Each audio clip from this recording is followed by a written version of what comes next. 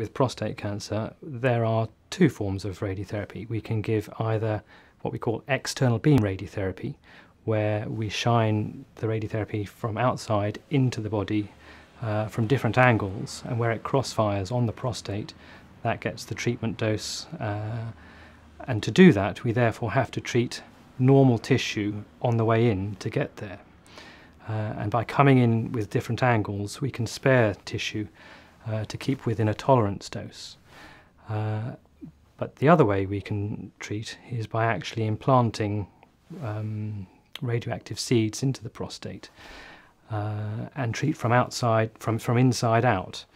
Thereby we can give a much bigger dose to the tumour with a high chance of success and reduce the chance of side effects to surrounding tissues which receive far, far lower doses of radiotherapy.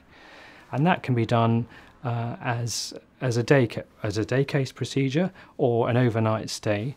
So rather than the patient, for example, having a radical prostatectomy where the prostate is removed with a big operation, where they're in hospital maybe for a week, and then they have a catheter, urinary catheter inserted for 2 weeks.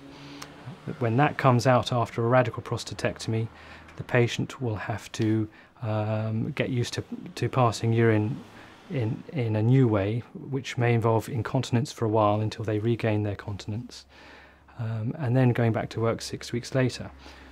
With external beam radiotherapy, we would split the treatment up into little fractions over a 6 or 7 week course, where the patient comes up and has a 2-minute treatment each day, Monday to Friday, not the weekend, and it'll be a 10-minute appointment, going into the room, getting on the couch, off the couch,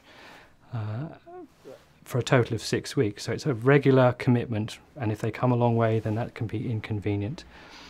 And the side effects of external beam radiotherapy are generally very little to begin with. So that if patients drive into the hospital, they can have their treatment and go home the same way. They may feel a little tired in the evening, but very few symptoms around the prostate region itself.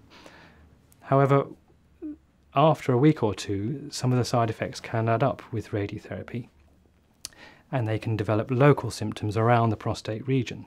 So, for example, they can pass urine a little bit more frequently, symptoms like a urinary tract infection, in fact. So there may be a little bit of stinging passing urine, which can be eased or prevented by drinking cranberry juice or fluids. It's very manageable. And then the other thing that's close by is the rectum, the back passage. And as that needs to get some of the radiotherapy dose to treat the whole prostate, they can get some bowel symptoms towards the end. But usually these days, where we can treat the prostate in a far more conformal, three-dimensional shape, the side effects from other tissues are much less. So patients do not get as many bowel symptoms as they used to get. And then those symptoms may last for a week or two after the radiotherapy and tail off. Now the third treatment is brachytherapy, which is implanting these radioactive seeds. And for that procedure, the patient comes in and has these seeds put in under an anaesthetic that may last an hour and a half, 2 hours. And then once they come around from the anaesthetic and the catheter comes out, once they've passed urine, they can go home.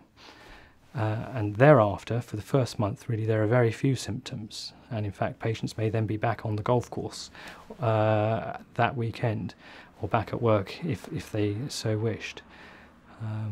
But the symptoms with brachytherapy tend to come a little bit later on, and are very similar to the radiotherapy side effects, but without the toing and froing visits to the hospital. It is now in the US the most popular form of treatment for prostate cancer, and they perform over 40,000 brachytherapy operations or procedures per year. Our increase is exponential here in the UK, and I set up the brachytherapy service here with our team about 2.5 years ago, when we were probably the third centre in the country to look at setting up prostate brachytherapy. There was the need for it. Our patients were having to travel hundreds of miles in some cases to get their treatment, and so now together with the urologists, the physicists, the anaesthetists, the theatre team, we have set up the brachytherapy service here. And currently we're treating 50 patients per year. And it has become very popular, and we're now treating patients from around our area. And we're looking to expand up to about 200 patients per year, but we will need to have extra physicists and more theatre space and resources like that.